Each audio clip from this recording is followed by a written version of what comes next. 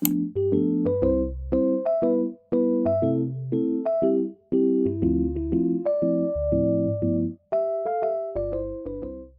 I hope you're doing well. Today I went manga shopping at Kinokuniya. For once, I actually did make a list ahead of time of the manga I wanted, but my bad luck struck really early. I left my list at home. It's okay though. Like BTS said, life goes on. Every time I go to Kinokuniya, I always stop and admire this mural. Imagine seeing the Inoue paint this in person. I would have lost my mind. As usual, I like to check out the new releases first. I had no idea the second deluxe edition of The Girl from the Other Side is already out. I actually really wanted to pick up My Happy Marriage after Liddy recommended it, but I did not see it here. I am kind of interested in Crazy Food Truck after watching Luke's video. This cover is so nice. I felt kind of bad that I haven't kept up with Play It Cool guys. This manga is so funny, and I do need to pick up 3 and 4. I've read the first 7 or 8 volumes of Tsubakicho Lonely Planet in Japanese, and I couldn't really get into it then, but I do want to give this manga another shot now. The reason why I came to Kinokuniya today was to sign up for a membership card, but I actually chickened out after I arrived. Lately, I've been really interested in art books. I would love to collect as many as I can one day. They are all so pretty, just like this Haikyuu one. This one was created in order to celebrate the 10th anniversary, and it was so freaking heavy, which makes sense because it's filled with so many goodies, but my arm hurt after picking it up. This Saseki and Miyano book looks so pretty. I think once I finish the anime, I'll buy it. These slam dunk books are seriously so beautiful, and I would love to own them all. I seriously spent way too much time admiring all of the beautiful covers. I could not get enough of them. I was so in awe. They're just way too cute and colorful.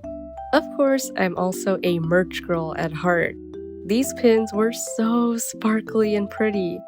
Kinokuniya actually completely revamped how they organized their books, so I was so confused to not see my Japanese shoujo manga in their usual spot. I felt so disoriented at first because I had no idea where anything was. But it was also fun re-exploring the store with fresh eyes. I was frazzled but still curious. After losing my bearings for a few minutes, I did of course find all of the Japanese manga. Not to be depressing, but one of my regrets in life is not consistently studying Japanese after university. I've definitely forgotten a lot of the advanced grammar and kanji, but now I feel so motivated to get back to studying. Mostly so I can read manga without struggling. Like my beloved Honey Lemon Soda. I collected this manga in Japanese, but I am so excited to read it in English next year. This is my all-time favorite shoujo manga. I would not be me if I didn't stop by my safe space, LGBTQ manga. I was so glad to see that both BL and GL now occupy a larger space. I really want to start Cherry Magic after hearing Bazaar talk about it, but they did not have Volume 1. I also really wanted to continue Escape Journey, but again with my luck, they did not have the volume I needed. After meandering a little, I came across one of my favorite manga, A Man and His Cat. One thing I like about checking out Japanese volumes in general is getting to see upcoming covers ahead of time. I am so excited. Does the collector in you ever get anxious when you see books just left in the sun like this? One of my manga goals is to read more GL. I want to see cute girls or beautiful women falling in love too. Still Sick is one I'm currently reading and I love it. The 2 leading ladies are both so charming. It was really crowded today, so I didn't get to explore as much as I want to because I felt kind of congested. It's both really exciting to see a packed bookstore because of the great energy going around, but also really stressful because people. I also checked out the figure section because I love admiring all of them. Just look at this adorable Eevee! I spent a lot of time looking at all of the Nendoroids. I'm not really a collector, but the boxes always look so cool lined up like that. The Haikyuu Nendoroids in particular are so stinking cute. I want all of them. Because I didn't really have a clear goal today, I had a lot of fun just walking around randomly and admiring the different setups. I'm a big fan of horror movies, but surprisingly I don't really read horror manga. That's another genre I'd like to explore more of. My knowledge is pretty much limited to Ito is popular. One day I'll be able to find Witch Hat Atelier Volume 2 in store. I know I talk a lot about not finding volumes in stores when I could probably just find them online, but I love the feeling of being able to pick out my books in person. I also really want to continue Sweat and Soap after my friend bought me Volume 1. So many Volume 3s, but no Volume 2. It's fine, I'll be able to continue it soon and I'm really excited to do so.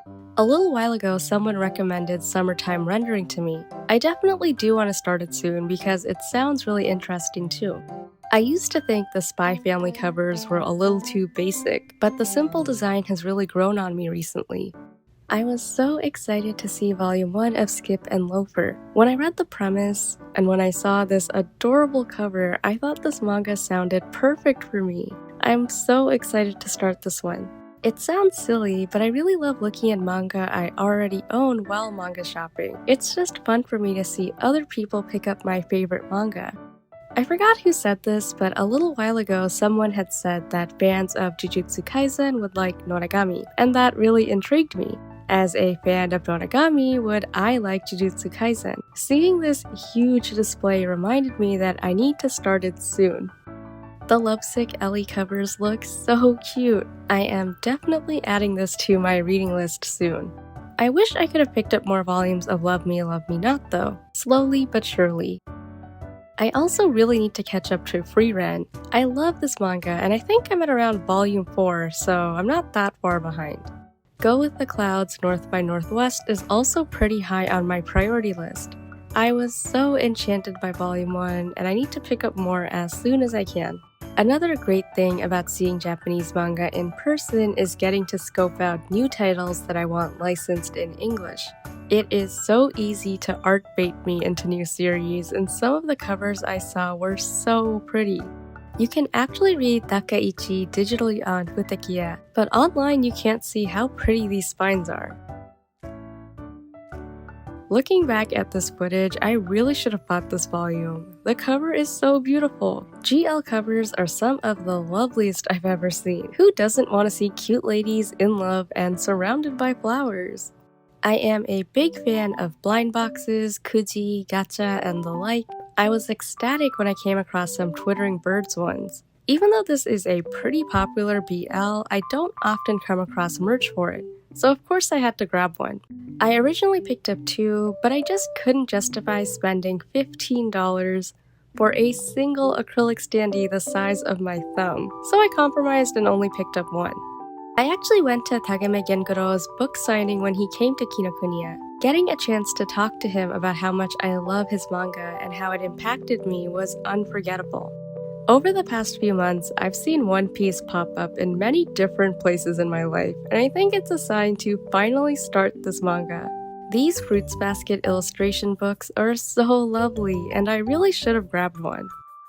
Let me tell you, ever since they announced the new season of Bleach a year or 2 ago, the brainworms have had me in a vice grip. I love Bleach so much.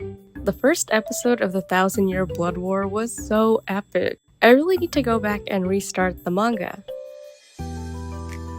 Beauty and the Beast has also been on my radar recently. One of my friends told me it's really wholesome, which sounds perfect for me. Definitely adding it to my list. Does anyone else have an unhealthy attachment to Attack on Titan No Regrets? For reference, I haven't even finished Attack on Titan, but this story left such an impression on me.